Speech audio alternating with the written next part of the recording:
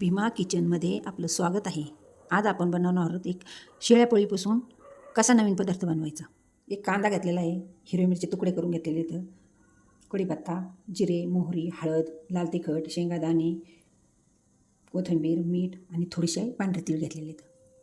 त्याच्यामध्ये मोहरी टाकून घेऊया. मोहरी पेटली की जिरे टाकायचे, लगेच कांदा टाकायचा, हिरवी मिरचीचे तुकडे केले ते टाकायचे, शेंगादाणे पण टाकायचे लगेच.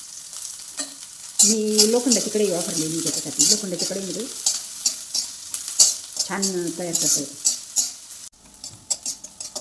त्याच्यामध्ये आपण कढीपत्ता घालून घेऊया, थोडीशी हळद, लाल तिखट आहे ना थोडंसं टाकायचं, परत ते मिक्स करून घ्यायचे छान. जे चपातीचे तुकडे आहेत ना कुस्करलेले ते पण आपण टाकून घेऊया.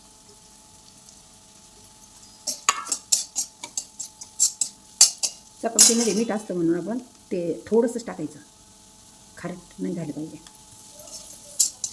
आता सारखं हलवत राहायचं. टेस्ट पण छान येते आणि कलर पण येतो, याला कडक लागते. नंतर याच्यावर कोथिंबीर टाकायची थोडीशी. सारखं असं 5 मिनिटासाठी आपण असं हलवत राहायचं. आपण लहान मुलांना सुद्धा देऊ शकतो, आपण पण खाऊ शकतो. तोंडाला पण खूप छान चव येते. तुम्हाला जर हे कडक पाहिजे नसले तर कमी गॅस करून हलवत राहायचे, आणि तुम्हाला जर कडक नसेल तर मग बंद करू पण शकता तुम्ही. उरलेल्या चपातीपासून आपण कुरकुरीत तुकडे कसे बनवले ते पाहिलेले आहेत. तुम्हाला जर आवडल्यास भीमा किचन्सला लाईक आणि सबस्क्राईब करायला विसरू नका.